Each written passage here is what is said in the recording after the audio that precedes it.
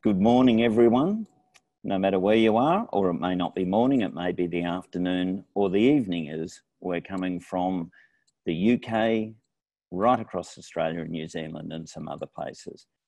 I'm Tony Hale, the CEO of the Comms Council Australia, and I'd like to begin by acknowledging and paying our respect to the Gadigal people of the Eora Nation, who are the traditional custodians of the land from which we're broadcasting today.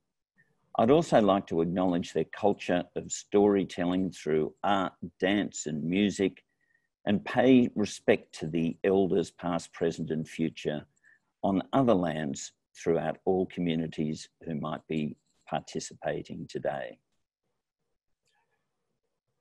Ena mana, ena hoe wha, teina koto katoa, nau mai haere mai.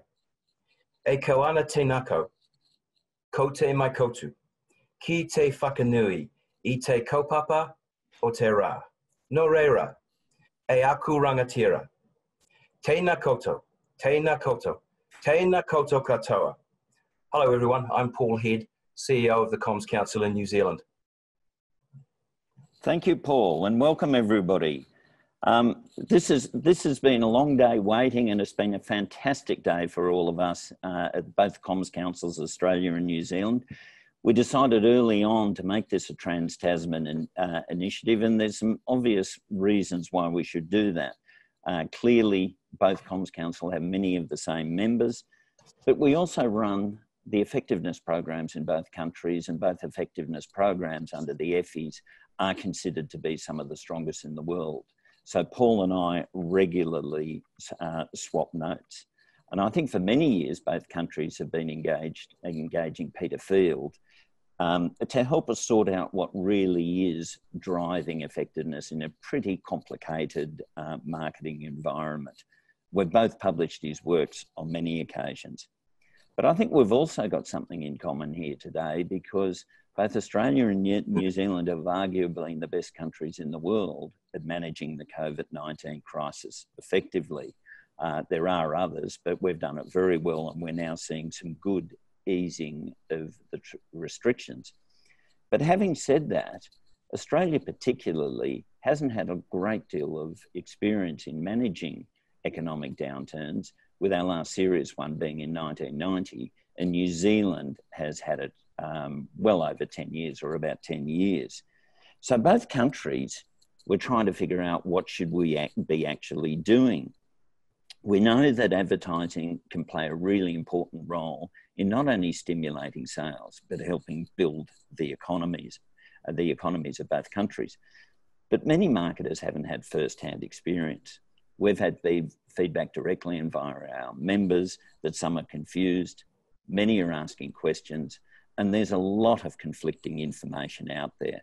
So it made sense to both Paul and I that we turned to Peter Field, and in Australia, Rob Britton, who we've been very fortunate to have published works, to enlighten us as to how we really should be responding.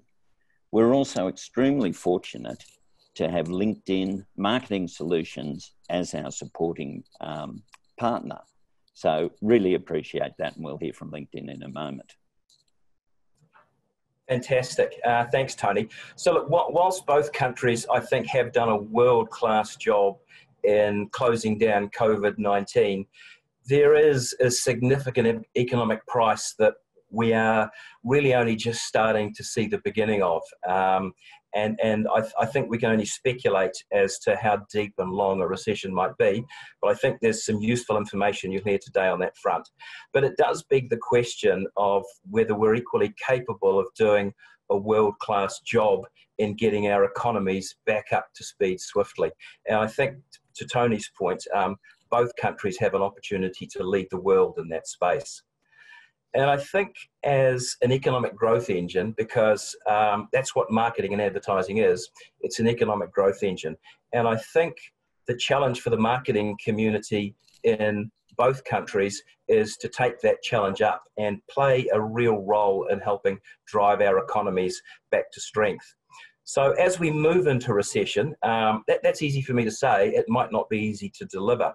But the evidence that you're going to hear today, I believe, is compelling, that those that invest in their brand and those who execute well will come out of the recession better than those who don't. So the day is very much about giving you the evidence to make that case. So before we kick off, from me, just a thanks to Peter and Rob for the considerable amount of work they've done in pulling this together. The report is world class in my view. And a thanks also to Tony and the team at the Comms Council in Australia for making this a Trans-Tasman project. It's very generous of them. All Tony asked in return for involving New Zealand was that I never mention the Bledisloe Cup again. And I will try my best to do that, but I can't promise, mate. We'll have to see how results. We'll have to see how results go next year. So look, on to today. That's enough about us. The webinar will last for about 60 minutes, plus or minus. It'll be moderated by Prue Cox from LinkedIn. Your hosts and presenters will be Peter Field and Rob Britton. There will be time for Q&A at the end, and there's an opportunity to, I think, enter questions on the bottom of your screen. And post the webinar, there will also be an opportunity to hang around for a bit of a chat afterwards for those of you that want to stay on. Okay, and just a couple of things in terms of functionality. We will be recording this. We've had a lot of people asking if we will be recording it. We are recording it, and we will be releasing it later, probably about Monday. You will probably see a chat function down the bottom of the screen. That it has been disabled, but the Q&A function, as Paul mentioned, will be there. Just type in your questions. I'm told that the best viewing during the actual presentation when there's slides on screen is if you go to the top of the screen, there's view options. And if you select the side-by-side mode, that will give you the best view of both the speakers and the slides themselves. Now, at the end of this, we'll also be sending a questionnaire. We'd really encourage you to fill out the questionnaire. It'll only take 2 to 3 minutes, because the more data we've got amongst our communities in both Australia and New Zealand, the more ability we've got to respond to what is happening. The other thing that we will be doing during the webinar is conducting a couple of polls. And I've just got a trial poll, and it's only a light-hearted one. But as we're working across a number of different countries, we thought we'd try a poll as to see which liquid refreshment that you happen to have in front of you. I'm sure you've all got liquid refreshments of some sort. So I think the poll is just about to be launched. It will come up any moment now. There we go. So what liquid refreshment? I imagine Peter Field has a very nice cup of English breakfast in front of him, a coffee. You could have water, either still or sparkling. Some of us will have a cold beer, of course, and a soft drink. Possibly over in New Zealand, being a little later, I'd imagine if it was me, I'd have a Central Otago Pinot Noir, or there might still be a few on the Quarantinis or cocktails. So you can see that. So we'll end the poll now and just show the results. And it is very worrying for a marketing and advertising industry, because we're taking ourselves way too seriously by having water in front of us. But there you go. So we will have some serious ones on that. I'll stop sharing that. And what I would really like to do, it's my great pleasure to pass over to Prue Cox from LinkedIn Marketing Solutions now, who will be moderating, introducing the speakers and moderating the sessions. Thank you, Tony. LinkedIn is very excited to be part of the project today. In 2019, LinkedIn launched the B2B Institute, a think tank funded by LinkedIn that researches how to accelerate growth in business-to-business relationships. Our mission is to identify the smartest minds in the B2B sector and collaborate with those experts to investigate how marketing can create more value. So this is the perfect project for LinkedIn and the B2BI to be involved in championing the effectiveness of advertising and marketers. So without further ado, I'll introduce our speakers for today. Peter Field, who is dubbed the godfather of effectiveness. Peter spent 15 years as a strategic planner in advertising and has been a marketing consultant for the last 22 years. Effectiveness case study analysis underpins much of his work, which includes a number of important marketing and advertising texts. Marketing in the era of accountability, the long and short of it, media in focus, brand immortality, the link between creativity and effectiveness, selling creativity short, effectiveness in context, and why aren't we doing this? His most recent work in collaboration with Les Binet, The 5 Principles of Growth in B2B Marketing, was published by LinkedIn in October 2019. Peter is an honorary fellow of the UK Institute of Practitioners in Advertising and a research fellow of the LinkedIn B2P Institute. I'd now like to introduce Rob Britton. Over the last 15 years, Robert has worked with some of the world's leading FMCG and financial services brands, both within Australia and across the Asia Pacific region. Building marketing effectiveness capabilities has been the focus of his work, leveraging marketing analytics to develop a deep understanding of the drivers of marketing effectiveness and their implications for marketing planning and execution. Prior to becoming an independent marketing consultant, Rob led marketing effectiveness at ANZ, banking and marketing analytics at Mondelez International across Asia Pacific. So we'll hand over to them now. As Tony mentioned, please put your questions into Q&A and we'll be coming to those at the end of the session. Okay, thanks very much, Prue. Thanks for the intro. So I'm going to introduce this study, really, the what and the why. But I'm going to leave Rob really to take you through the main findings, but I'm going to come back at the back end and talk you through our recommendations before we hand over to questions at the back end. And look, as Tony's already said, recessions are scary times, particularly if, as many marketers, particularly in Australia, but also in New Zealand, will not have had any experience of one before.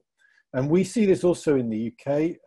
There are, unfortunately, a lot of knee-jerk reactions that seem very sensible to anyone who's not had experience of a recession before. But unfortunately, they are very often mistakes. And there are 3 big mistakes being made on an enormous scale around the world that we are going to really focus your attention on during this presentation. The first of those is the temptation to slash the budget. And Rob will be talking about the consequences of doing that, but also about what we really mean by slashing the budget. Because of course, there will be economies to be made. We're not necessarily suggesting that our recommendations are tied with more dollars. I'll come back to that later. But there is a question of degree here, and that is a very, very serious issue. And there's an enormous amount of budget slashing going on, right up to brands going dark. Brands who even think that somehow it is smart and prudent to go dark. Now, of course, there are businesses who are hemorrhaging cash, who are conserving cash to try and survive. And of course, we get that. And we'll talk specifically about thoughts and ideas for what you can do in that situation. But let's be clear about it. This is not a sensible choice you should make if you have alternatives. The second big mistake, and we saw this in the global financial crisis, is the tendency to put what's left of the budget into performance marketing, if you like, to go short. And we're also going to be arguing, Rob will take you through the arguments, that that is also a big mistake. We're not saying that there is no role for performance marketing. Of course there is. There's a question of balance. We'll be talking about that as well. But let's not imagine that by slugging it out with short-term marketing that you're going to win in the recovery, because the data says you won't. And then there's a third mistake, which is a new one, which we've not seen in previous recessions. It's due to the particular nature, pandemic nature of this recession, which is that those marketers who wisely are continuing to advertise and to create some presence for their brand are turning away from their existing brand campaigns, believing that they are somehow inappropriate to the mood of nations at the moment, in favour of tactical COVID-19 communications that are not in any way consistent with the brand work they've done to date. And we'll have some comments and observations to make about that. As Tony's already said, Australia and New Zealand ought to be better placed than many nations to turn this pandemic into an opportunity. You are low debt economies, commendably low debt economies, and your management of the coronavirus has been pretty much copybook. And certainly we in the UK are a million miles behind you on both those counts. But it looks like you're already beginning to make, as marketers and marketing economies here. Some pretty severe mistakes, more so perhaps in the UK. Forecasts in the UK are for budget cuts over the rest of this year, anywhere between 13 and 16%. The figures in Australia and New Zealand are looking much worse than that. So it seems you are panicking unnecessarily. You should be confident, but you seem to be lacking confidence. And we want to talk a bit about how to play that through and how to overcome all of that. History has shown, and Rob will be talking about this, is that the response in Australia and New Zealand to recessionary pressures is usually way over the top compared to other nations. They'll be comparing your performance in the past with the US and the UK, and there's much to be learnt from that. But generally speaking, what this is about is to get you to acknowledge that it is just too easy as marketers and their agency partners to bow to the pressure to just cut budgets. There are some very great resourceful examples of brands that are fighting back, even in those categories where they are very badly damaged. Travel, for instance, an absolute refusal to go dark, to go silent, if you like, into some horrible dark night. You can fight back, and you must fight back. Of course, there are brands out there with the resources to take advantage, and we'll talk about those, the Procter & Gamble's of this world. But let's be clear about this. This report is not some naive call for you to find extra dollars out of some magic hat. We are not suggesting that. What we're saying here is that budget setting and marketing planning during recession is all about ensuring that you defend enough marketing dollars to stay in the game and to ensure that you are healthy and well placed for the recovery phase. It's not about slugging it out now. The dollars we will be spending on advertising now are for the recovery. That is the strong case for advertising investment. And Rob will be talking a lot about that as we go through this, and we'll no doubt take a lot of discussions at the back end. Now look, marketers, in my opinion, have an enormous duty to fight for your brand investment, and therefore the health of the business that owns those brands. You are the only ones out there who will get this. People with non-marketing backgrounds simply cannot be expected to know the way marketing and advertising works over time. So it's down to you to fight for this. There are brands out there who have done this successfully. Rob has interviewed some of those, and I hope you'll draw inspiration from the findings in the report. And hopefully be able to raise your game. Of course, we recognise that it's an enormous challenge in this climate to go to your CFO or your CEO and to argue for an investment of maintained or perhaps even marginally increased investment in marketing. That's a big ask. But that is what this report is about. It's intended to give you the arguments and the supporting data to put that case to CFOs and CEOs. So this should not be our first source of cuts in the company. There are better places, other places in businesses to look for economies. And over the coming months, we're certainly going to be following brands out there closely that we see to be doing the right things. We're going to be looking at the spectrum, and we really hope that we will be able to learn from the response to this pandemic. Because sure as hell, there will be more coming. We know this. This is not going to be the last global pandemic we all have to deal with. And I do hope that at the back end, after this webinar, you will all be sent a questionnaire about your plans. It's totally confidential. No one can link anything back to the individual company saying that, but we really need this data to know what is going on now so that we can view and respond to events as they happen. So I really encourage you to participate in the follow-on survey at the back end. So I'm going to shut up now for a while and hand you over to Rob, who will take you through the main findings of this study. Okay, thank you, Peter. All right, so today we won't be covering the entire report, but we will be visiting some key elements of it. So the route that we're going to be taking is to look at, firstly, the commitment to advertising investment in Australia and New Zealand, but in a broad context. After that, we're going to look at recessions, but particularly in a way that's relevant to COVID, the situation we're in now. And then we're going to look at the characteristics of firms that win in recession and the role that advertising plays in these. with the overriding theme that I'd encourage you all to think about is really, it's what firms do relative to their competitors that really counts. So we're going to start with our first poll of the presentation.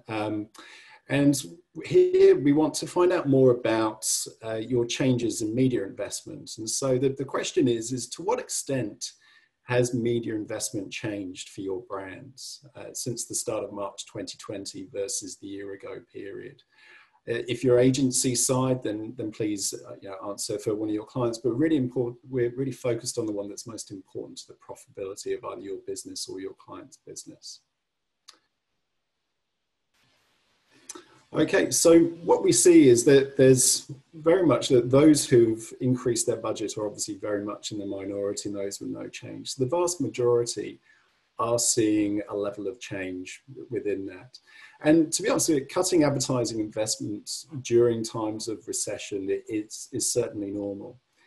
So what we're looking at first of all is we're looking at data that tracks growth in economic output, so termed as GDP, gross domestic product, and growth in advertising investment since 1980.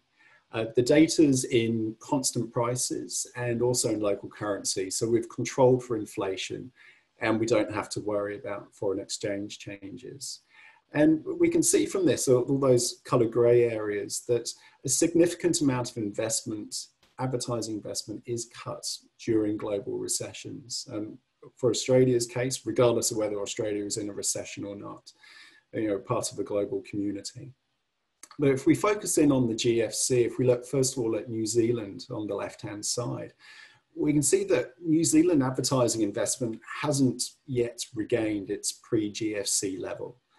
So the GFC was in 2008, 2009, so 12 years later, it hasn't achieved the level of advertising investment in that market in real terms since before then. And Australia took 7 years to recover or to regain the same investment level that it had achieved. But then critically, if we look at the expansion since the GFC, advertising growth in both markets has not exceeded GDP growth. And therefore, the investment that's lost during those recession periods is gone. It's not recovered. And that gap between the growth of the economy and the growth in advertising investment continues to widen. Advertising investment very much lags behind it. So post the GFC and going into the COVID-19 recession, our brands have been left in a weakened state. And it's obviously that has big implications for brands, but it also has implications for the economy as a whole. Advertising stimulates demand, and it has a key role to play in the recovery. Now, if we look at the same data for the US and the UK, the US is on the left-hand side, the UK is on the right-hand side. We see that, again, there are significant cuts in advertising investment that are made during recessions. In fact, they're deeper in the US and the UK than they are in Australia and New Zealand or previous recessions. And particularly in the US for the GFC, it was very much the epicenter of the global financial crisis. And the US, like Australia, took 7 years to regain its pre-GFC level of advertising investment. The UK took just 5 years, so it was much quicker in terms of regaining that ground. But critically, here's where they're different. If you look at the advertising investment in the expansion period since, in both markets, advertising investment grows faster than GDP. So that investment that's lost during the recession, they gradually recover that back, they claw it back. And they both have there's a stronger commitment to advertising investment in both the US and the UK. So if we were to look at the four markets, the strongest commitment to that is clearly in the UK, followed by the US, and then followed by Australia, and then followed by New Zealand after that. And in this context, the kind of cuts that we're seeing at the moment are really concerning. So when we look at data from SMI, it shows falls of 35 and 38% in Australia and New Zealand in the month of April versus the year ago period. So those cuts are significantly deeper than during the GFC. And they're equivalent to the US. So the US's April number came in at minus 35%. But we're also leading the world in Australia and New Zealand, well, New Zealand and then Australia, in terms of the effective containment of COVID. And we're likely to emerge in a better state than both the US and the UK. But we seem to be pulling back, as Peter said, there seems to be a greater level of panic here relatively. We're in a better situation than they are, but we're cutting just as aggressively. But unfortunately, like, our previous behavior shows that unlike the US and the UK, we don't have a history of recovering that lost investment. So it's likely that it's actually going to cause greater long-term damage to our brands here in New Zealand and Australia than it is to brands in the US and the UK. But the thing to remember amongst all this is there is also opportunity. And as we'll talk about later on, that many of your competitors will be spending less. Okay, now it's time for our second poll. We're going to start talking about recession now. And so if we could publish the poll, please. And what we want to understand is what shape of recovery do you think your country's economy will have? And we want you to answer this at a total economy level. So not to think about specific sectors, but to think about the total economy. So do you think it's going to be fast? Do you think it's going to be a slow recovery, much like the GFC, where we have this persisting shock? Or do you think it's going to be a really very slow recovery? So what they call an L-shaped one, which is very much the worst case scenario. Okay, so you should all be able to see the results in front of you. And you can see that really, the pessimists are there. So in terms of a fast recovery, it's around about 20%, but the vast majority of people here in this webinar believe that there's going to be a slow U-shaped recovery where the shock persists, much like the GFC. And so it's fair to say that if you look at optimistic versus pessimistic, we're probably more of a pessimistic view. And understanding opinions on this is really important. And it's important for a couple of respects. Firstly, our mindset has a big influence on how we view opportunity. If you have a darker mindset, you're less likely to see it. But secondly, there are clear insights on the shape of the recovery from previous recessions that have been caused with epidemics or pandemics. And that's what we're going to look at now. So in recent memory, there have been four major either epidemics or pandemics, starting with the Spanish flu in 1918. There was the Asian flu and the Hong Kong flu in the 50s and 60s. Those three all caused tremendous carnage. So you can tell from the level of global deaths seen throughout those instances. And then most recently in 2002, we faced SARS. SARS was more localized, but there are very strong hallmarks in there, particularly in some markets of what we're seeing here, Hong Kong being the main one. And the thing is, with all the recoveries from these previous recessions caused by viruses were V-shaped. They were fast. And that's because the recessions weren't due to structural issues in the economy. They weren't due to monetary policy and all of the, due to financial liquidity. The cause of those recessions was a massive supply and demand shock that was caused by an unforeseen external factor, which was the virus. And once the virus was contained, the constraints in the economy were largely lifted. And that is the situation that we're in today. So if you think about in Australia and New Zealand, our government and central bank policies have been focused on jobs and maintaining or guaranteeing financial liquidity in the system. The purpose of those is to protect the capital needed by businesses so that they can effectively restart, and also to maintain consumer confidence, because people need to feel confident to spend when their jobs are protected. To a large extent, the confidence is there. And when we look at consumer confidence measures, whilst they took a hell of a hit during the start of the lockdowns in March, they're actually now very close to the pre-COVID level in January and February last year. Now, effective ongoing containment of COVID is a key factor, but we're managing it really, really, really well. And Peter will be able to talk to that. It's a completely different situation in Australia and New Zealand compared to other markets. And in the majority of sectors, the key constraints are social distancing and state border controls.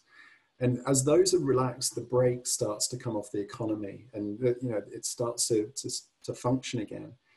And so really, the signs are there. I think if you look for them, there's a lot of revision around estimates. And we really should be open to the possibility of a fast recovery. And that's clearly, it's not what the media is saying, and clearly it's not fitting with the mood of a lot of people who are watching this today. But in this context, there are, there will be winners and losers in every sector, And, those aren't just the businesses for whom COVID is providing a tailwind. For example, we're on Zoom at the moment. That has a serious tailwind behind it. But we know that there's going to be winners in hospitality. There's going to be winners in tourism. There's going to be winners in education, winners in finance. In every business sector and category, there will be winners, but history tells us they are in the vast minority. And so within this, there's two key questions that marketers must be able to answer. And those questions are, what is your plan to maximize your brand's bounce back during the recovery? And how can you take advantage of the recession? And those are two things that we're hoping that this paper can very clearly help you with. So from here, we're going to go into looking at the characteristics of post-recession winners. But before I do this, there's two core concepts that we talk about in the paper that I need to highlight. The first one is share of voice. Share of voice is the intensity of a brand's advertising investment relative to its category competitors. So if your brand has a 10% share of total category advertising spend, then your share of voice, or what we call SOV, is also 10%.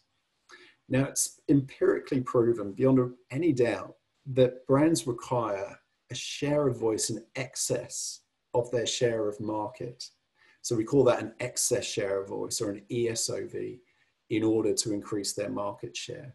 So for example, if your brand has a 10% share of total category ad spend, and it has an 8% market share, then you've got an excess share of voice there of 2 percentage points, and you're investing to grow. Now, this concept, it's very simple, and it's a key pillar in effective advertising planning, but it is also something that is woefully underutilized in marketing. Now, one of the key things to think about right now is ESOV, so excess share of voice, is currently easier to achieve as many of your competitors will be spending less. You will be able to achieve it off a flat budget, or most likely off a reduced budget as well.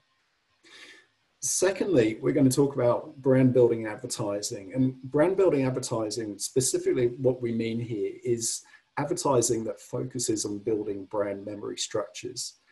Now, brand building advertising is also empirically proven, and it's proven to deliver significant cumulative effects on market share, customer acquisition, and brand profit growth. But the thing with it, the rub with it, is that it takes time, and it requires long-term planning and commitment. Now, Peter's done a lot of work on this with his colleague Les Binet. A lot of you will be aware of this. There is an optimal level which they've proven, which is of a total advertising budget, it's 60% of that budget goes into advertising, goes into brand building. The thing is, most brand owners don't even achieve this. So if you're at 60%, you're actually doing better than the vast majority. But the key thing here, and we'll talk about this more, is the most powerful effects of brand building, if you're doing it now, or if you're doing it soon, will be experienced during the recovery phase. Okay, so now we'll turn our attention to the characteristics of winners in recession. Now, winners are those who master a balance between offense and defense. And so that's where mindset is very important. It's one of the reasons why we asked that poll around the shape of recovery. And so if you look on the defensive side, often if you have a negative view as to how things are going to look going forwards, that it can develop a siege mentality. So it's going to be a very long and very painful recession. And that can result in a business being too defensive. And so when they're in that survival mode, that siege mode, they tend to focus purely on survival, and they look at everything through a minimizing lens. You know, they try to do more with less, and fundamentally they miss and they don't recognize opportunity. But if you go to the flip side of that, overconfidence also needs to be avoided as well. There's very clear examples of overconfident businesses in previous recessions that have reached too far. And typically what's happened is they've missed early warning signs on changes to customer behavior. So things such as cuts to their customers' budgets, things around desire for lower prices, or things like a change in perception of what value for money means to them. So the balance is that cost cutting is necessary to survive the recession. You have to reduce your cost base. But investment is equally essential to spur future growth. And it's that future growth that means that some come out of recession really surging and others just don't. They have no momentum. So those that win, they are ones that they do reduce their fixed cost base, but they do that through having a greater focus on things like operational efficiency. So they do reduce headcount. There's a lot of headcount reduction that happens during recessions, but relative to their competitors, they reduce headcount less than they look at operational efficiency in order to reduce those fixed costs. But they also continue to prioritize customer preference. And they do that through investment in research and development and through new products and through advertising. And that's where advertising investment fits. We know it fights the battle for the customer's memory. And in the overall system, it helps to support that business focus on winning customer preference. But the thing to remember is that it's all relative. As I said at the beginning, it may be that they maintain the quality of their products whilst others let it decline because they have this very big cost saving focus amongst their competitors. They also maintain pricing, but again, that is relative to competitors. And the other thing is that they may well opportunistically invest in assets when prices are depressed, which they can then leverage when they come through, when customer demand returns and that they start to re-enter the recovery and the expansion phase. Okay, so now we're going to zero in more on advertising. And what you're seeing in front of you is an analysis by Malik Pins. Now, this analysis covers over 1,000 firms in advanced economies across multiple recessions. And what they did was they assessed the impact of increasing share of voice on return on capital employed. Now, return on capital employed is a key financial metric. And their analysis proves that advertising is a highly effective use of capital during a recession. And how capital is used at this point is incredibly important. And typically advertising is not thought of in this context. And we'll talk about this. So on the left-hand side of the chart, you can see that actually, during recession, it does have a minor drag on profitability. So there's no getting away from that because demand is low and you're continuing to invest in trying to stimulate future demand. But where it has a very significant impact is in profit recovery after the recession, which is on the right-hand side. So it's a relatively small impact on profitability during the recession, but it causes this disproportionate increase in profit recovery as the businesses exit recession and go back into the growth phase. And this is where that longer term perspective is critical. As Peter said in his introduction, advertising in a recession is mainly about spurring growth in the future. It's about positioning for the recovery. So that faster profit recovery, that's in essence, it's enabled by stronger sales growth. Now, we know that there's some effect on sales. It's a smaller effect on sales during the recession period. But what that does is it helps to create a foothold that enables stronger long-term growth. And that then leads to disproportionate increases during the following expansion period. So what you're looking at in front of you here is an analysis by Robert Camber, and it was on US firms during the 1990 and 91 recession. And we can see that during 1991, after the recession year, the gap was 7% increase for those who either maintained or increased their advertising investment. Those same companies, that performance gap had widened to 25 percentage points 5 years later. They'd fundamentally accelerated their businesses in the way that those who'd cut spending just weren't able to replicate. Now, this is consistent with a significant body of analyses on the impact of advertising. And those analyses go all the way back to the first work of its type by Roland Vale in the 1920s. So this isn't just a single thing. This is repeated time and time and time again in different markets and different recessionary periods. Okay, now it's time for our final poll. And what we want to do this time, if we could publish the poll, please, is we want to understand the focus of your advertising investments since COVID-19. So thinking about the marketing activity that you've been undertaking since COVID, which of the following would you best describe as the focus of your investment? So is it sales activation? So you very much focused on stimulating an immediate response? Is it a continuation of existing brand platforms? Is it a balance of sales and activation? So trying to follow that 60-40 rule, or are you focusing more on tactical in the moment COVID-19 messaging? Okay, so we can see from here that the vast majority, well, the majority of it has actually gone into tactical COVID-19 messaging, and there's a fair spread across the rest of them. So, but for those of you who are focusing more on the continuation of existing brand platforms or assets, you're the ones who are most likely to be in the right place. Evidence suggests that much of the tactical COVID-19 messaging, whilst it is well-intentioned, it does, a lot of it looks very similar, and critically, often it has no connection back to the existing memory structures of the brand, which has a serious impact on its level of effectiveness. When we look at increasing sales activation, more often than not, that is an ineffective decision, particularly if category demand has dropped. Trying to go down that route has been continuously proven, as Peter said in his intro, to be less effective. But we know that whilst economic conditions and changes in demand, they were the key driver of ad cuts, that uncertainty around the effectiveness of advertising is something that has weighed heavily in terms of investment as well. And this was looked at very quickly by Orlando Wood from System 1. Now, System 1 measure how strongly advertising connects with people.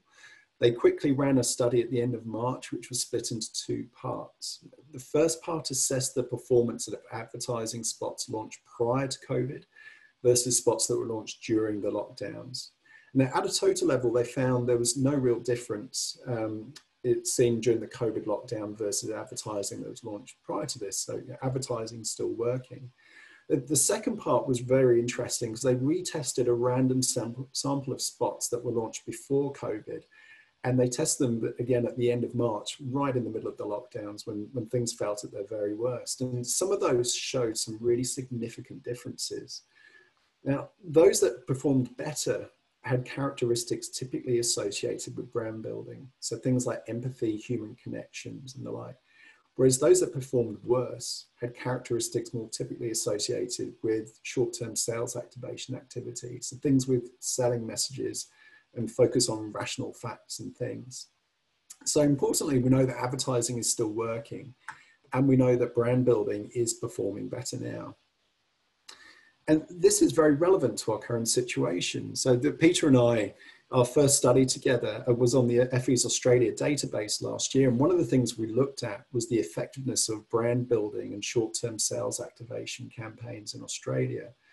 And it proved that brand building works just as effectively over here as it does in other markets.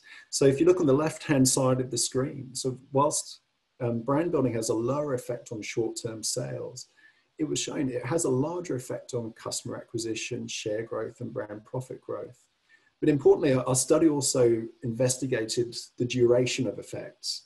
And it revealed on the right-hand side of the chart that it reveals that the effects of short-term sales activation campaigns are, they're immediate, but then they very quickly dissipate. They have no longevity in them at all. Whereas brand building campaigns, whilst they had a smaller effect in the short term, they were significantly cumulative over the longer term. Now, we saw from the System 1 study in the previous slide that brand building is performing more strongly in the current situation. So the implication for us is that the most powerful effects of brand building, if done now, will be experienced during the recovery phase. Now, this is my final slide before handing back to Peter. It's a new analysis by Peter using the IPA data bank, and it's the first time that this has been published. So Peter's analysis looked at the impact of excess share of voice on campaigns that were in market during the GFC recession versus those that were in market either 2 years before during the expansion or 2 years after during the recovery. And in sport of previous analyses, Peter found that those campaigns that had strong positive excess share of voice during recession perform better than in non-recession periods.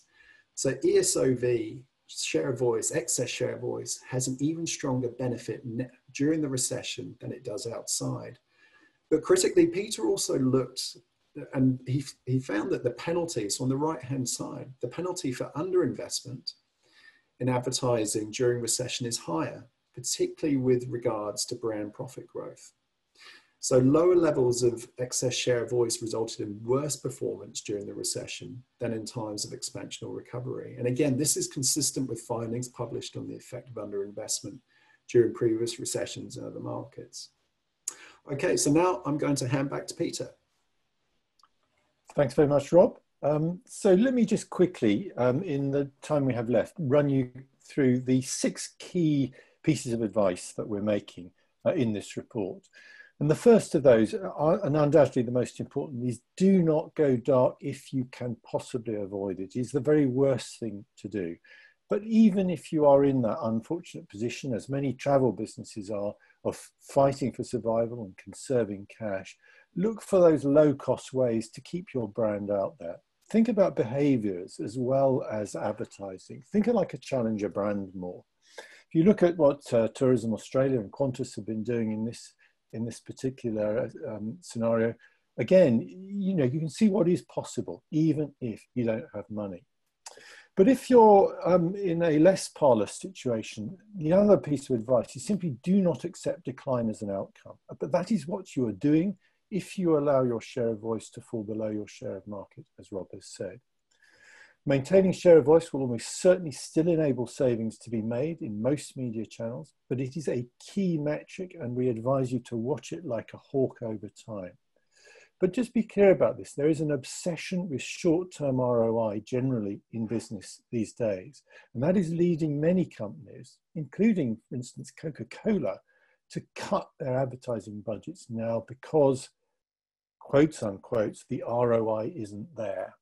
Now that is only true of short-term ROI. The long-term ROI, as we've shown, is likely to be a lot better, possibly even spectacular. It is certainly likely to be better than you would ever achieve in normal times, as Rob has shown. So bear that in mind. But on a more optimistic note, see recession as an opportunity for growth if you can. Think about what goes on in times like these. You need fewer impacts to raise your share of voice over share of market. Those impacts will cost you less than in normal times. Particularly in this recession, this pandemic-driven recession, we're seeing bigger audiences to many of the key brand media. So it's easier to get those impacts. And as we've shown as well, there's much greater responsiveness of share of market to share of voice during a recession. Now, how many more reasons can I give you to convince you that this is an opportunity at time? But beware that wait and see approach that so many businesses are taking at the moment. The window of opportunity will close very quickly when consumer demand snaps back, as Rob has suggested it will. And there are signs around the world that this is already beginning to happen, even in the UK, where we are way behind you in terms of consumer confidence and sentiment. We are seeing that as we gently begin to lift restrictions, enormous response, queues outside stores and so on and so forth. And I think there are some smart brands out there, Procter & Gamble being the perennial example of this, but also many in the tech sector, such as Amazon, who seem to get this piece of learning that this is a time for opportunity. Many in financial services as well. Look at what those brands are doing, because they know that this is an opportunity time.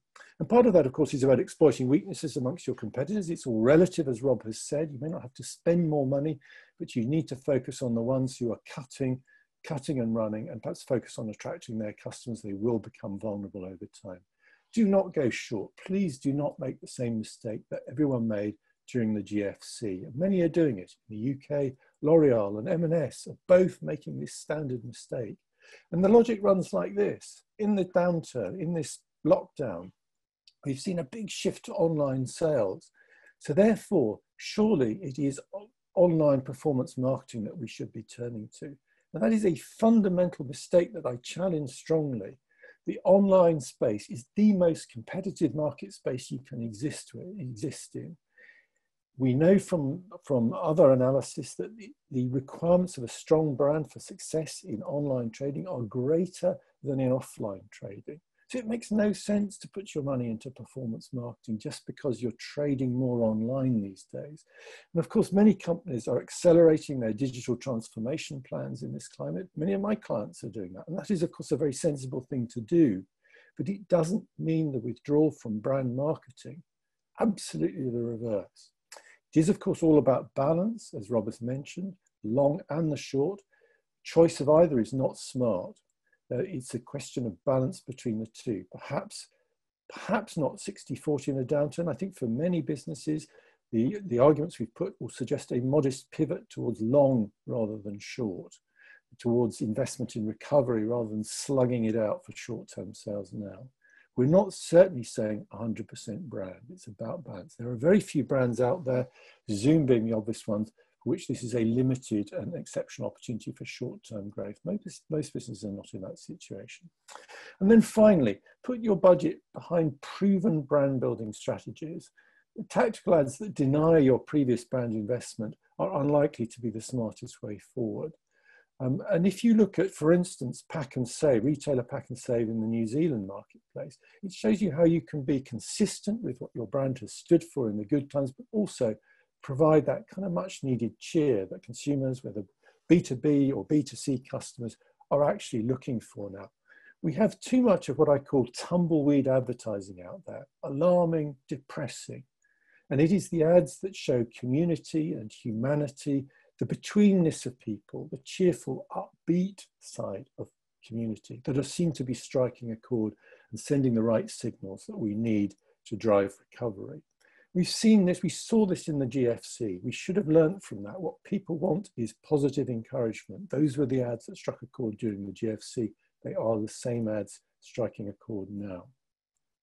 It's particularly the case, I think, in this recession. So beware the tendency to go into self-focused, hard sell, performance style advertising. It does seem to be doing less well now than it would in normal times. So let me just end by reprising the big challenge to you, marketers and their agency partners. You are the only people who know this and who will get this.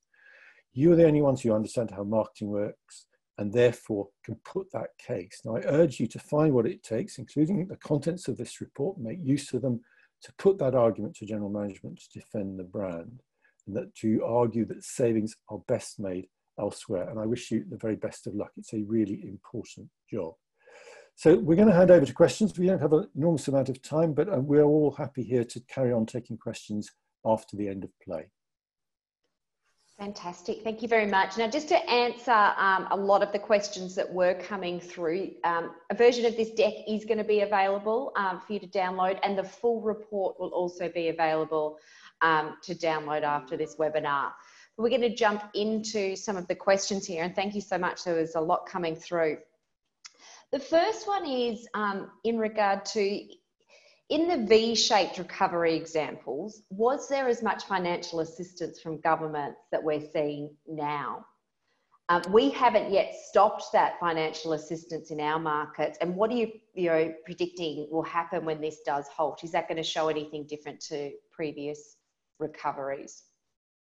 Yeah, there actually wasn't a huge amount of government assistance. So the kind of assistance we're seeing now is, I hate to use the word, it's unprecedented. So it hasn't been at this level before. And if you look at something like the Spanish flu, that was before Keynesian economics even existed. And at that point, governments withdrew spend. So they spent less during that. And even after an incredible world-shaking event like that, then there was still, on an annual level, there was still a V-shaped recovery. So if anything, there's been significantly more support, significantly more cushioning from governments and central bank policy this time than there ever has been before. And do we think that that will actually impact the recovery differently? Peter, do you want to state this or should No, I? I'm just going to just reiterate what Rob said. You know, we're doing the right things, you know, supporting employment, supporting recovery on a scale that has never been done before in any of these previous pandemic recessions. It is bound to spur a sharper recovery than we see otherwise. And the omens are good. We're already beginning to see these very sharp snapback behaviours. So yes, is the big answer to that from my point of view. Rob, do you want to add to that? Yeah, I'd agree. I mean, I think the signals are there. If you're looking for it, almost every estimate seems to have been revised and revised positively. Whether it's due to like the infection curve or, you know, whether it's the amount that it's going to cost the government. And just anecdotally, I think when people go outside, they see that pent up level of demand there. I mean, I think for me, a lot of people talk about September and JobKeeper, when JobKeeper stops as being a key point. I mean, for me, I think governments on both sides of the Tasman have very much gambled the fact that they will have the economy started by then. So they've worked very hard to maintain consumer confidence. They have a couple of months to get things starting to move again. Now, businesses will fail because in many times, you know, it's a lot like evolution, really. Recessions weed out businesses that actually weren't going very well during expansion, and they will fail. So not everyone will be saved, but the stronger, viable businesses, for me, I don't think they could have done any more to try and actually make sure that they stay in business and they recover and they have the capital to restart their businesses. But recessions are also, of course, a spur to innovation and new launches. And we saw that in the GFC. So for every business that fails, there will be businesses that spring up and take advantage of you know, the opportunities that a recession create, new behaviors, consumers much more ready to try new stuff, forced to acquire new habits and change their previous purchasing habits. So there are great opportunities out there for innovation as well as more adaptable businesses. Yeah.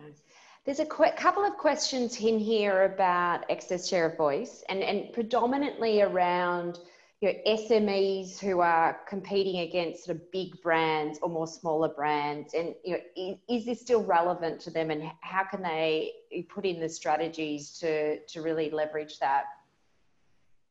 It's very relevant. I mean, the great thing, of course, about the ESOV model is that if you're a small brand, so long as you are matching or exceeding your share of market, you are still driving growth. So it's not a kind of winner takes all kind of philosophy or indeed empirical observation.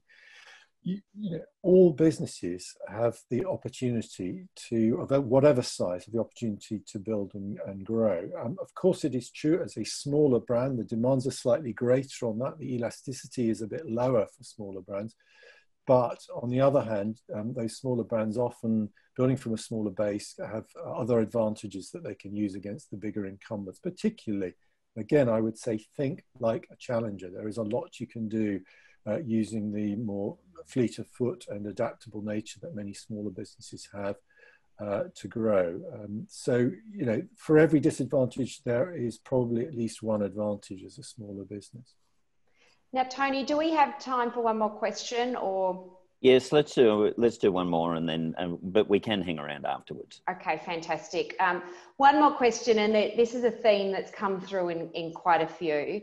There's a lot of people, obviously, on this call who absolutely believe, you know, in the lessons and the theory that's there, but believe that boards are very much focused on a short-term result and are focused on, you know, what's happening in the next 3 months as opposed to long-term. How do you manage that sell through, and do we have any advice for those marketers who are trying to manage that sell through with their boards?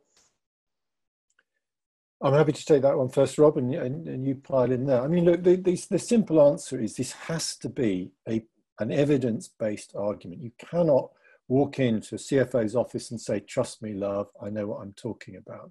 You know, it has got to be based on hard evidence, and that is what Rob and my report is all about. There is an enormous body of evidence that says if you take a short-term viewpoint in recession, it is even more dangerous than it is in the good times. And let's be clear about it, it's pretty damn dangerous in the good times to go short-term all the time. We've learned this since the GFC. The global marketing has gone short-term on a big level, and we can measure the damage this has done to the effectiveness of the dollars we're spending in advertising. So, you know, we should have learned this anyway. This is an argument we have to win anyway. I often say there are two battles that marketers have to win in this recession, not just the defense of adequate budget, but the defense of the tendency to go short and put it all into short-term ROI kind of activities. Because, you know, we know very clearly that when you go down that route, you walk away from the drivers of long-term growth. And it's incredibly dangerous. It becomes especially dangerous in a recession because you come into the recovery phase with weakened brand and weakened fundamentals, whereas your competitors, if they've been smart, will have a much stronger growth driving capability. So you suffer this double whammy in recovery. Your competitors are stronger, you are weaker, and many brands simply never recover from that. So this is a battle that is totally vital to win. And you have to put the arguments of the dangers of short-term ROI-driven strategies to businesses. And the evidence is there. And if you need more support for that battle, then Rob and I can give you, further references to follow up with on that. Yeah. Look, the only thing there's not much I can add to that really, but yeah, an evidence-led approach. I mean, the thing with leadership teams is that they are longer-term thinkers, like leadership teams and boards. The irony is that they just don't look at marketing in that context. And so when they see the evidence, like they get it quickly. Like you put it in front of a CFO and you talk about impacts on brand profitability, on return on capital employed. You know, they get that. You talk about the fact that we're going to reduce price sensitivity. Investing in marketing can do that. It safeguards future cash flows. It's about talking about the impact of marketing in a way that's meaningful for them and not going to them and talking about things like consideration.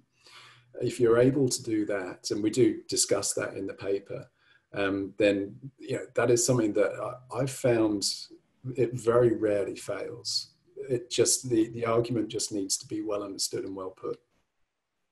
Now, I'm going to hand back to Tony and Paul to wrap us up, but I think we are going to stick around and we do have a number of other questions. We may get time to answer some of those. Yeah, please stick around. The vast majority of people are still here, and we do know that both Peter and Rob are very generous with their time, so we'll try and work through the questions. But for those that have got a tighter deadline, we did want to finish as close as we could on time. So I think the point of the webinar and the presentation is that we've got some very strong support and evidence that we should be throwing marketing resources behind the recession that's about to hit, or if it hasn't already. And so on behalf of both Paul and myself, we'd like to throw a challenge out to the agencies, out to the clients, to give it everything we possibly can. In both Australia and New Zealand, we don't have a lot of local case histories as to how people can recover and what is the best practice and recover. And we'd like to develop our own database. And both Paul and I, in the 2021 EFIs, are going to include COVID-19 recovery cases. We're not quite sure of the categories yet, but we have undertaken to include those. So in this part of the world, we can generate some really good responses as to how we should be recovering. Now, from my personal point of view, we're throwing out a challenge to New Zealand. We may not be very good at retaining or attracting the Blooders Like Cup, but we are pretty confident that we can win the best case in the Trans-Tasman COVID-19 EFIs cases, and we might actually get Peter and a few others to independently judge that. So we'll be throwing out a challenge to New Zealand. We'll also be throwing out a challenge to all marketers and advertisers to submit their best cases into the 2021. Based on your performance on the rugby field, it's highly unlikely. Well, maybe it's on the cricket. It could be a summer sport. Touche, yeah. It could be a summer sport. So hang around. The reports and the presentation, there's been a number of presentations. The report and the presentation will be available from both Comms Council's websites, probably from this evening, if not first thing tomorrow. And afterwards, we will be via an email sending you a questionnaire. Only 3 or 4 minutes it'll take. Please fill out that in. The more data we've got, the better. And a really big thanks to both Peter and Rob officially before they hang around, and also to Prue on behalf of LinkedIn Marketing Solutions. You've all been wonderful in preparing this. We've got hundreds of people still online, so I know there's a bunch of questions. So I might hand it back as the end of the official webinar to Prue to see if she wants to sort through those. Although Paul might have a few questions he wants to sort through. Well, I just wanted to say something before we do that. Firstly, just to reiterate the thanks to everybody for pulling this together, for those of you that attended.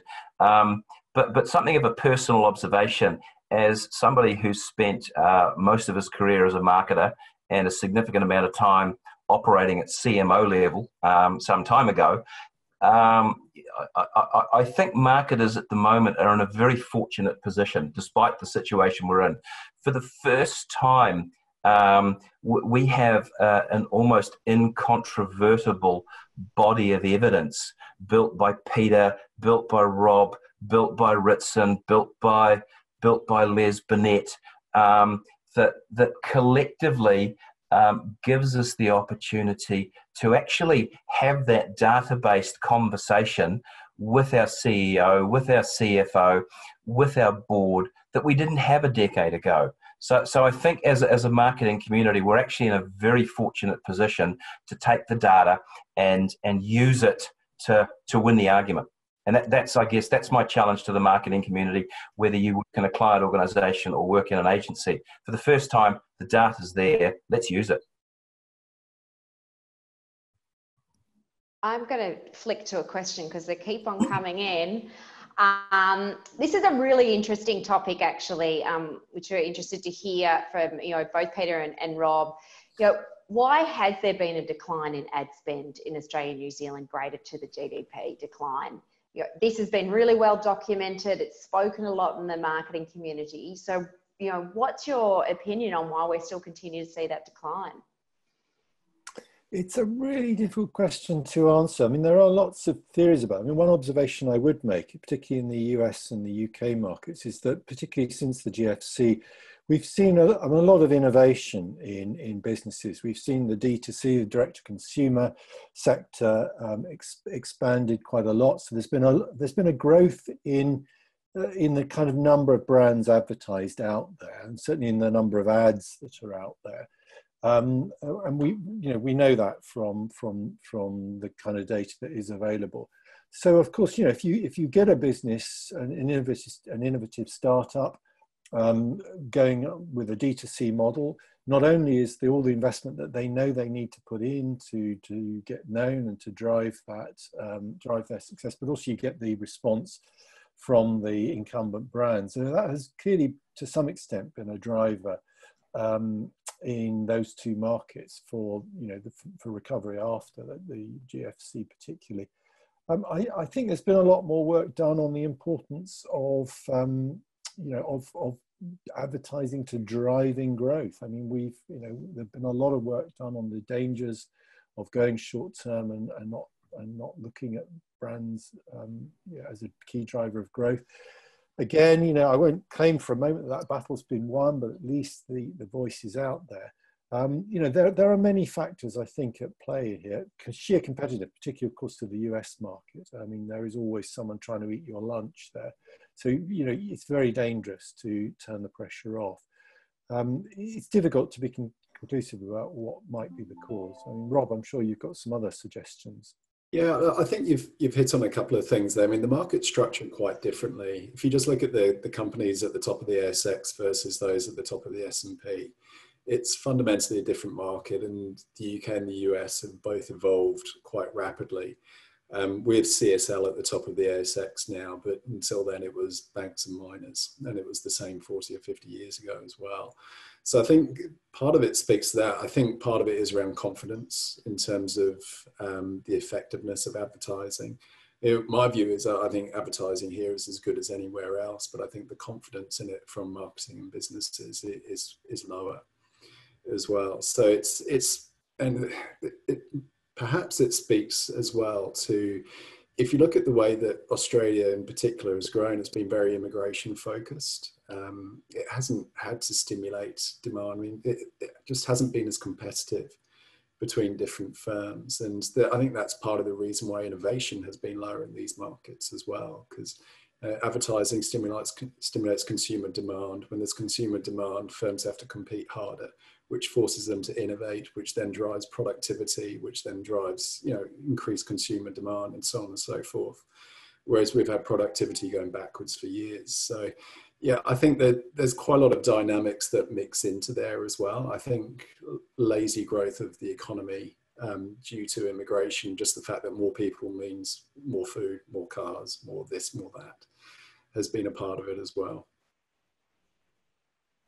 We talked a lot about not going dark, and that was, I think, your number one takeout, Peter. Just don't go dark.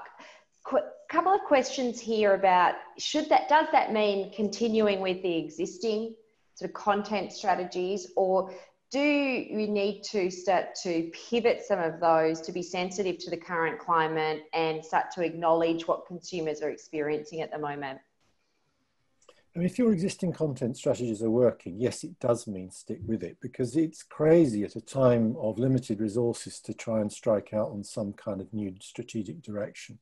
And we know from enormous amounts of market research, and of course the work done by Ehrenberg Bass Institute, that these kind of brand assets, these distinctive assets that brands have, whether they're derived from advertising or any other part of the marketing mix, are really important to growth. And so to start kind of tinkering and changing those at a time of limited resources doesn't make much sense to me.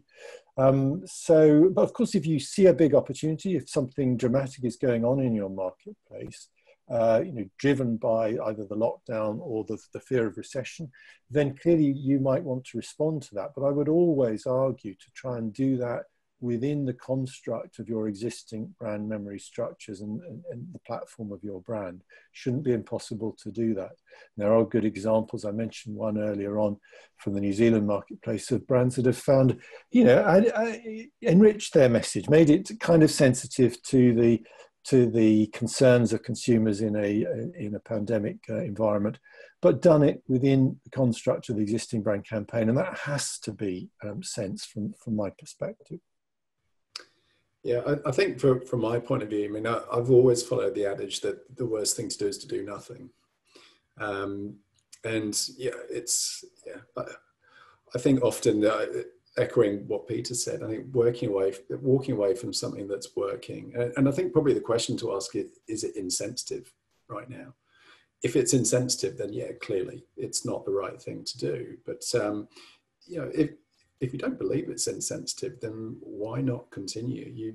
All of that money can go into ESOV, and it can go in terms of charging things up so as you can win going forward. Mm. So I think we have a great ability to overthink things.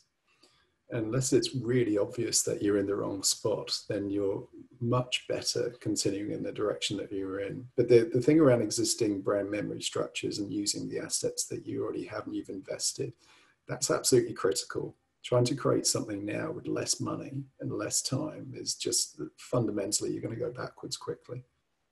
There are some interesting examples of brands. I mean, Budweiser, for instance, who have gone back into their kind of ad archive and rerun in slightly modified form some of their old ads. And these have been playing very well. There's not a definite need to completely throw everything out and invent something new. There's often treasures there in the attic, as it were, that you can use. And does that apply to the international tourism market? And those advertisers, and there's been a couple of questions. I think we've had a couple of people from the tourism industry on today, and understanding they're not sure how long some of these the borders being shut, etc., will be in place for. Do they continue to advertise, or is that just too far away? And what does that look like for them? No, I mean, look, absolutely. And of course, I don't make light of the challenge if you're in the tourism sector. I mean, just keeping your head above water is tough. But, there are things you can do to keep it out there. But just imagine what it's like for consumers. We're all, for the moment, locked down in our countries. We can't travel. There's a lot of talk about opening up barriers, but we are all armchair tourists. This is a fantastic time, as Tourism Australia are doing right now, for finding low-cost ways to get those inspiring messages to keep the dream alive. Because, you know, we're not sitting here thinking, oh, I'm never going to go traveling again. I can guarantee you that is not what people are doing. They are itching to get traveling as soon as they feel safe to do it. So it's a great time to build a brand, travel brand at the moment, if you can find the resources. And I have huge sympathy with airlines and travel businesses who are in the most dire situation at the moment. This is the time where you and your agency partners need to get creative and find ways of getting your message out there virally as best you can, creating the kind of highly creative, highly shareable content that people, you know, will want to share. And of course, taking advantage of the fact that your product is of very great interest to people. You know, we all want to get back and get traveling again as soon as we can. Yeah, I agree, and I think it's obviously going to be different between domestic and international. So if you're talking about domestic travel, you know, borders will be opening soon. If it's international, obviously the picture's a lot cloudier. But I think it's to Peter's point, you know, it is a longer term play. So we've talked about marketing being a long term play, particularly brand building, and about exit from the recession. With tourism, it probably is a longer term play, but there is, I think the word's pent up demand. There will be, people will have a desire to travel again. And if you're one on their destination list, then the chances are that you're much more likely to win. Tourism Australia is a great example of that. They're not spending as much as they were, but they're one of the ones who is still active out there. So Peter sees them a lot in the UK at the moment. There's going to be a lot of Poms who are yearning to come to Australia when they can, and so it will pay off, but it is a much longer time frame. But also acknowledging it is tremendously difficult to continue investing even at lower levels when it seems like it's such a long way off. Of course, whether you should allow people from Britain to visit your country is another matter. I won't go there. No, indeed. Will we continue with another question? Yeah, sure. Just getting thumbs up. We'll do another 5 minutes and then maybe wrap up. Okay, fantastic. So there's a couple of brands on here which is exciting. Have said that, you know, through the current in marketplace, they've actually seen a lot of opportunity, and they've seen a lot of short-term opportunity that they've been able to, you know, not use like capitalize, leverage in the right way. As you're seeing, you know, this sort of your short-term opportunity, what's your recommendations for shifting that sort of long and the short? You know, should you sort of jump on that and put it, you know, more into that short term, or should you still continue with those principles? Yeah, no, I mean, again, just to expand on what I said earlier, I think if you're in that situation, you know, Zoom is the obvious example we all use, where you've got this short-term opportunity for growth that is very connected to kind of lockdown requirements and behaviors, then you'd be crazy not to be leaning into short-term activation and probably pivoting that way. But again, bear in mind that short-term activation, you know, lead gen type stuff, works more powerfully when it's supported by brand building activity. So you may be pivoting towards short in those rare situations of businesses where, you know, there is that limited window and the supply situation is not a problem. There will be that opportunity, but don't ignore the importance of brand. It turbocharges all of your, you know, your activation, lead gen kind of stuff. So get the two working together. Find the right ratio. It might be more towards 50-50 or even 40-60 brand activation. I don't know exactly. It'll vary from sector to sector, but find the sweet spot and do both. Yeah, I agree. I mean, it's all about balance at the end of the day. I mean, if demand for your category has gone up, then that's a fundamentally different situation to if it's gone down. So a lot of our discussion is scheduled around the fact that we know that demand has gone down during the lockdowns. And so we're positioning ourselves when that demand is released and making sure that we're winning the battle for memory. So as we've got a bigger chance to win when that demand comes back. If demand is higher than it would be for you normally, then it does suggest that you need to consider the balance, but we never advocate 100% for one or the other. Like, you always need to continue working on those who aren't in market, because otherwise you're just focusing on those who have you in mind right now. And it's a balance of, you know, reaping the benefits now versus sowing the seeds for later on. You know, you can be depending what level you decide to go to, you can be sacrificing future sales by focusing very intently now, particularly if the near-term demand has come down, you're sacrificing more of the future. I mean, the danger, of course, if you're in that lucky situation of booming demand, it's very easy to kind of get, the word lazy isn't appropriate really, but you know what I mean. Growth is coming your way, whether you like it or not, or whatever you do. People have a demand for your product. We're using Zoom. These guys, the growth has been phenomenal. The question is, when that driving force disappears, when the lockdown ends, when the economies recover, how are you going to carry on driving growth? You may have signed up a lot of people, but how are you going to keep the growth going? And I've just come back to the opening observations that Rob and I have both made umpteen times here, is that now is an incredibly cheap time to be building the brand that's going to drive your growth long term. Now, if you're in that situation, is a time when interest in your product and in your what you can deliver is greater than ever. So receptiveness to any advertising messages you might be putting out there is going to be extraordinary. So why not do it? You may not need to do it now, but you might think differently in a year or two's time and wish you had done it. We might leave it there. Thank you so much, Peter and Rob. And obviously there's a lot of interest in this topic because there's a lot of people who have stuck around for an extra half an hour than what we'd timed. Tony or Paul, do you have any closing remarks? Or? Thank you, everyone. No, thank you, everyone. But keep the questions coming. Shoot them to either Rob's or Paul's or my email at the admin, and we'll try and answer as many as we can via text and so forth. But thank you, everyone, for attending. We've still got a hell of a lot of people on the webinar, so we know that this is a very important subject. Download the report tomorrow. Download the report. Cheers and good luck. All right. Good luck, everyone. Thank you. Thanks, guys.